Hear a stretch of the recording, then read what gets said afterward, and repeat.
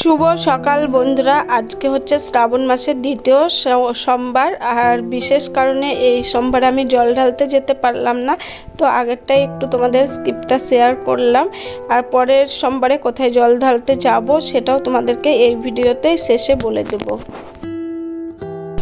তো বন্ধুরা, আমি তো যেতে পারলাম না বাবার মাথায় জল ঢালতে। এদিকে আমার বর যার হাতে নিয়ে বেরিয়ে গেল। তোমরা কি ভাবছো আমার বর যাচ্ছে বাবার মাথায় জল ঢালতে? না বন্ধুরা, আমাদের খাবার জল শেষ হয়ে গেছে, তাই ও খাবার জল আনতে যাবে।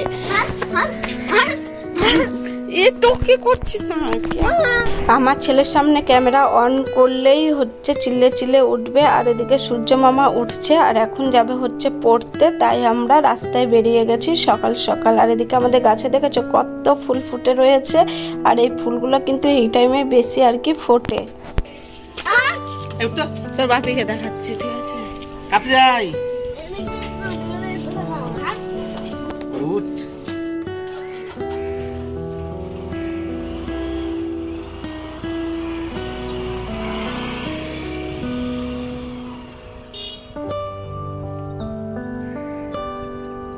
এই দেখো বন্ধুরা, আজকে ছোট্ট হাঁড়িতে করে ভাত চাপিয়েছি, কারণ তোমাদের দাদা ভাই আর রিক খাবে, আমি আজকে খাবো না যেহেতু সোমবার। আর এখানে একটা পাঁপড় নিয়ে নিয়েছি, আর আজকে আমার বরের আর কি ইচ্ছা হয়েছে পাঁপড়ের তরকারি খাবে আলু কচু দিয়ে। তো এই দেখো আলু কচু কেটে নিয়েছি, আর এখানে কড়াইও বসিয়ে দিয়েছি। তো কড়াই গরম হয়ে গেছে, দিয়ে দিলাম তেল।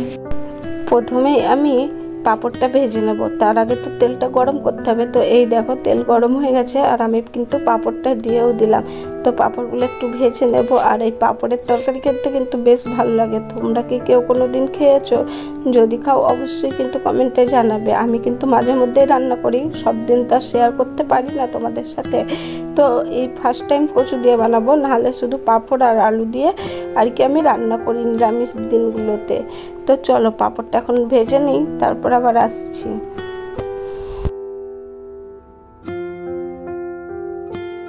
এই দেখো বন্ধুরা, পাঁপড়গুলো কিন্তু আমার সব ভাজা হয়ে গেছে। আর এবার হচ্ছে এই তেলের মধ্যে আমি দিয়ে দেবো একটু জিরা ফোড়ন। আর নিরামিষ দিনে জিরা ফোড়ন দিতে মানে তরকারিতে দিলে খেতে ভালো লাগে আর কি। আমাদের তো ভালো লাগে, তো কার কেমন লাগে সেটা তো বলতে পারবো না। তো ওই তেলের মধ্যে আমি দিয়ে দিচ্ছি আলু আর কচু, সব কিছু একসঙ্গে আর কি ভেজে নেব।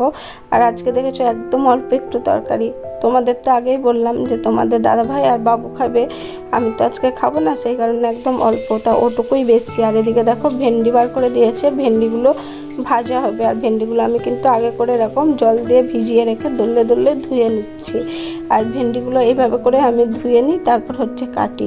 আর এই দেখো ভেন্ডিগুলো কিন্তু আমার কাটা কমপ্লিট হয়ে গেছে। আর এদিকে আমার তরকারিও রান্না একবারে হয়ে এসছে। তো এবার হচ্ছে পাঁপড়গুলো দিয়ে দেব। আর তোমরা কি ভাবছো কত ঝোল, তাই না? এই ঝোলে মনে হচ্ছে সাঁতার কাটা যাবে।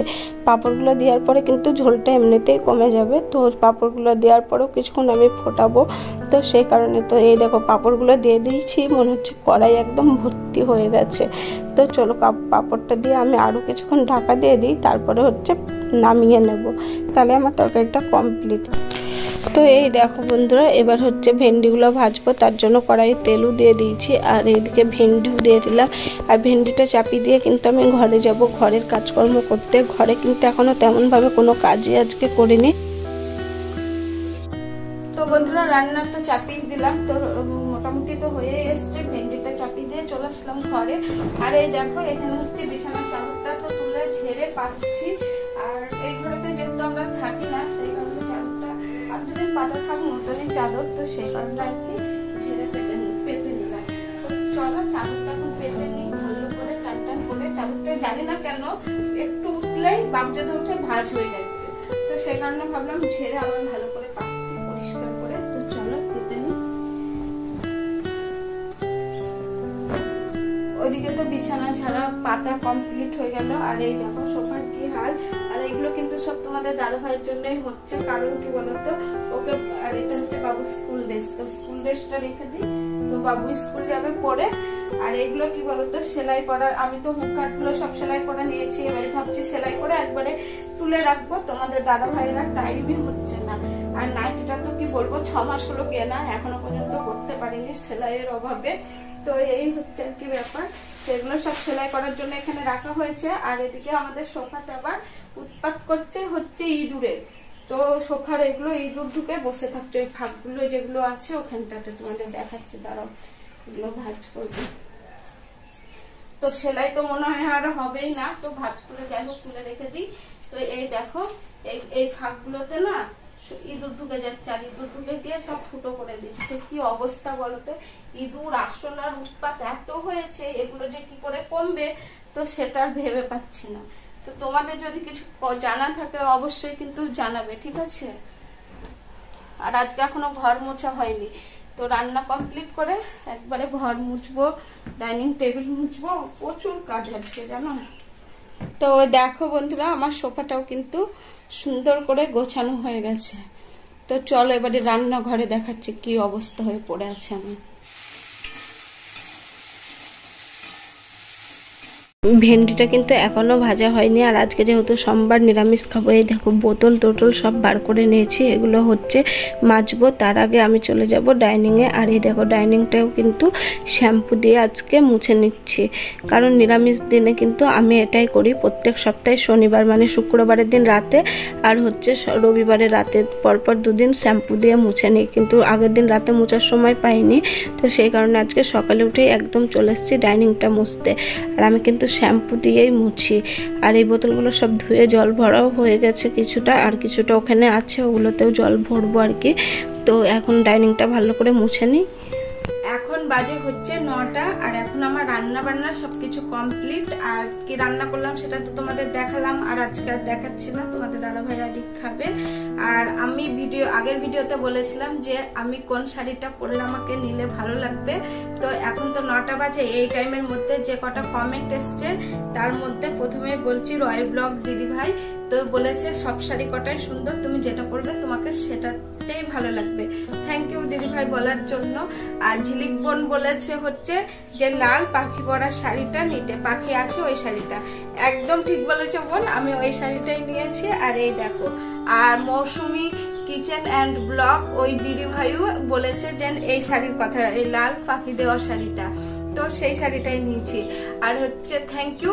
আর মাদার সিম্পল কিচেন দিদি ভাই, ওই দিদি ভাইও বলেছে যে এই লাল সাদাতে পাখি দেওয়া আছে, এই শাড়িটা নেবে, তোমাকে পরলে ভালো লাগবে। তো থ্যাংক ইউ দিদি ভাই, তোমাদের পছন্দ আর আমার পছন্দ একদম মিলে গেছে। তো আমি এই দেখো এই শাড়িটাই নিয়েছি। তো কেমন লাগছে অবশ্যই কিন্তু কমেন্টে জানাবে।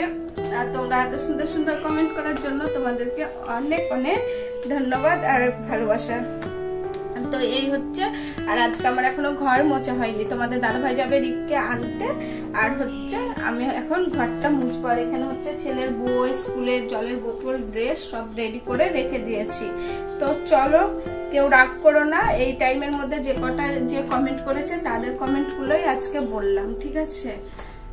তো তোমাদের দাদাভাইয়ের খাওয়া দাওয়া কমপ্লিট, ও রেডি হয়ে গেছে দোকান যাবে। তার আগে আমি এই আনারসটা কেটে নেব। আর এই আনারস হচ্ছে আমার একটা প্রচণ্ড পছন্দের ফল, আমার কিন্তু আনারস খেতে খুব ভালো লাগে। আর আনারসটা এত পাকা, এত রস বেরাচ্ছে, কিন্তু খেতে টক টক। খাওয়ার পরে ভয়েস দিচ্ছি তো সেই কারণে বলতে পারলাম।